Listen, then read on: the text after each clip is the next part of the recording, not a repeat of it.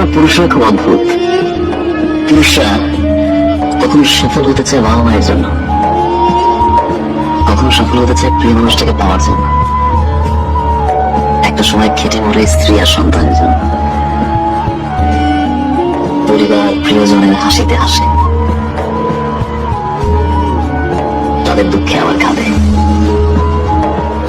পুরুষ যখন নিজে বাঁচতে চায়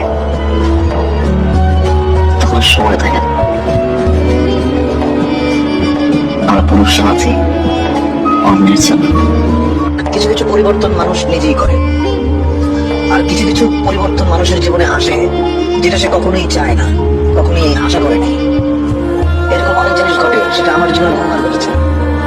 আমি যেটা করতে চেয়েছি সেটা করতে পারিনি। আমি যাকে আঁকড়ে ধরতে চেয়েছি সে আমাকে ফেলে চলে গেছে, বা যাকে আমি স্নেহ দিতে গেছি সে আমাকে ঘৃণা করেছে।